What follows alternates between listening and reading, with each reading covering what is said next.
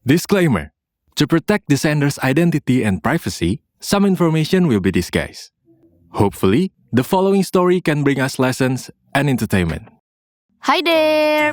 My name is Nimas, a 6th semester undergraduate student at a private university in Tangerang.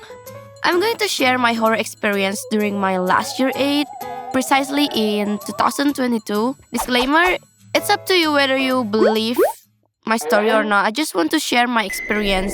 So during 8, my whole family went back to Central Java, where my parents are originally from. It turns out that my mom and my dad are from the same area. At first, everything was fine. We're casually gathering with the family at my grandmother's house, loving and having fun with my cousin who we met only once a year. You know how it is. Around 1 p.m., Dad invited me, my mom, and my little brother to visit my grandfather's house. My grandma and my grandpa have been separated for a long time, so yeah, it's like that. Because it has always been a tradition to visit both grandparents, we followed my dad and went to my grandpa's house.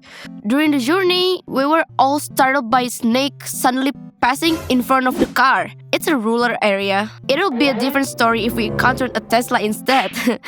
There's no way our people here can afford one. Back to the topic, when we arrived at my grandpa's house, we were all warmly welcomed, which is understandable since we only meet once a year during 8. Coincidentally, there were other relatives here too, so we enjoyed chatting with them. As it got late, my mom and my dad decided to go back to my grandma's house first, while my brother and I decided to stay overnight at my aunt's house. For your information, when my aunt invited my brother and me to stay at her house, my dad looked at us hesitantly for quite a while. I thought something was wrong, but then he nodded and allowed us to stay at her house. Finally, at 5 p.m., we all headed to my aunt's house. During the journey, it was pouring rain accompanied by strong thunder. It's as if Zeus himself got angry and tried to finish everything. Whatever.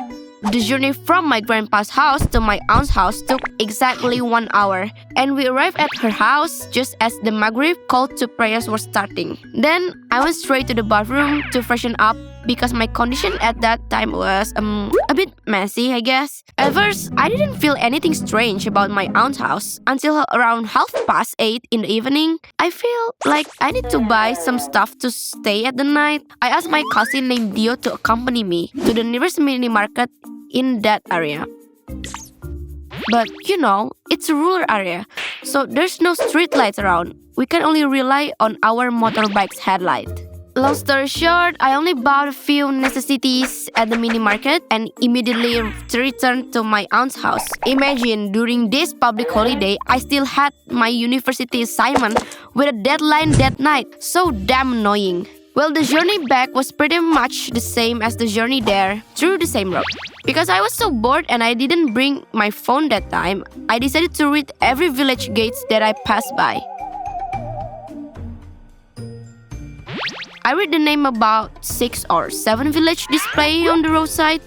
But strangely, there was only one village gate with nothing inside. It's just filled with an empty and dark field, only illuminated by the light from motorcycle lamps. The village was completely empty. Even as far as I remember, there wasn't any road leading to that village. Automatically, I looked at what was written on that gate, and I was shocked to see the words Devil's Curse. Dang! I thought, was there a new movie project in my village? Because in that time, the movie KKN in Desa Penari was really booming. I didn't really think too much about it. Maybe it was indeed a movie project.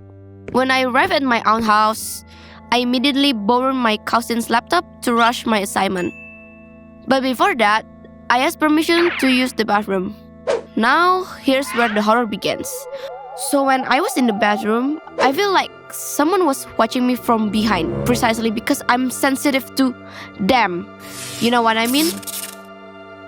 Seriously, I'm not kidding. While working on my assignment here, there are 2 perspectives. My own perspective and Dio's, my cousin who was with Alma, my younger sister.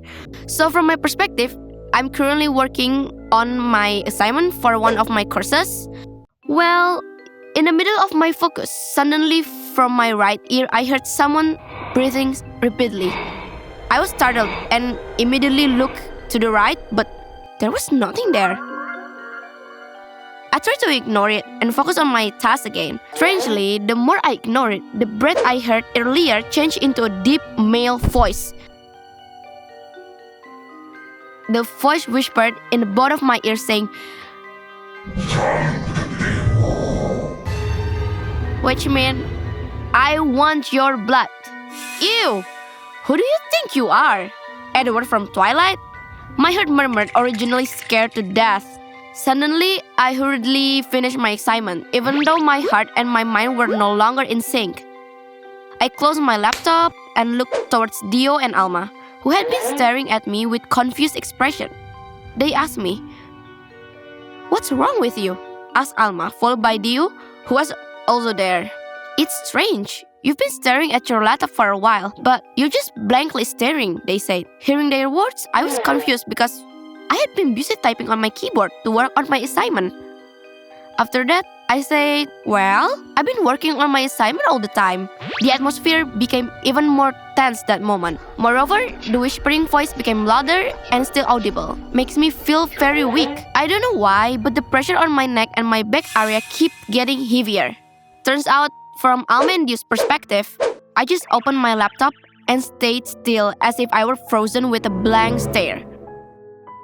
That's why Almendio kept calling out to me until I finally came to. No wonder their faces look like that.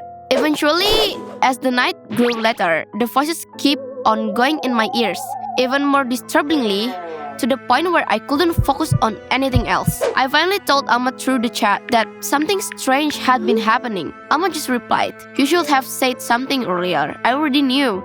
Huh? Damn! Turns out Alma knew what was going on with me all the time. Alma asked me to immediately report to our parents, but because it was late and I didn't want to cause a scene, I tried to keep myself under control, even though I feel like I was losing it. But it turns out Alma had already informed them, which suddenly made my phone buzz with a message from Dad and Mom. Honestly, I didn't want something like this to happen. Feeling embarrassed and not wanting to cause trouble, but this way beyond my control.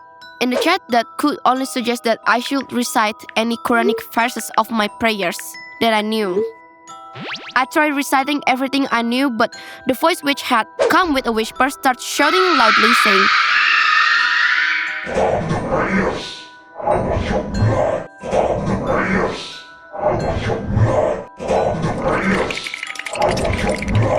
It was so loud that it made my head spin, and I had to cover my ears tightly. When I closed my eyes, because of the dizziness and the ringing in my ears, the figure that was bothering me finally appeared. The figure was tall, but not like the Undertaker. His long, unkempt hair like a biker, but scarier. His eyes were almost popping out, red, and his tongue was long, sticking out.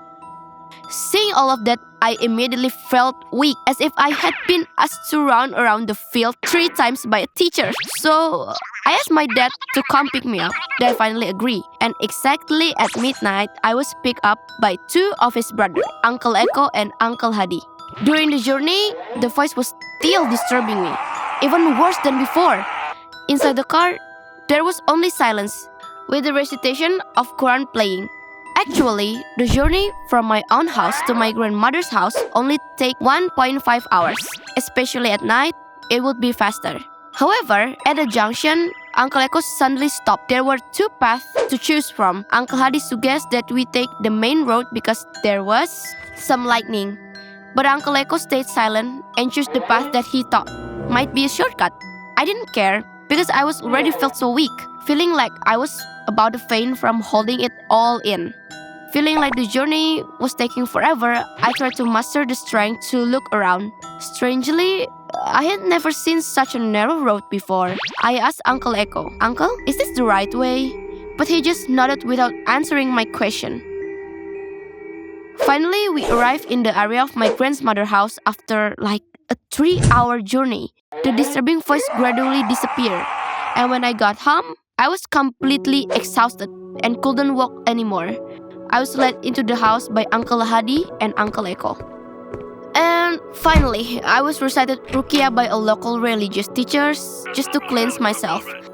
Not long after the Ruqyah, because I was already feeling so weak, I slept to regain my strength. The next day, the religious teacher who performed the Ruqyah on me told me that I was indeed shown the gate to enter their world. He explained that during the journey to my grandmother's house, me and my two uncles were intentionally led astray by it. He also explained that it wouldn't stop and reciting verses from the Quran wouldn't work because I had become its target to be taken or used as a sacrifice.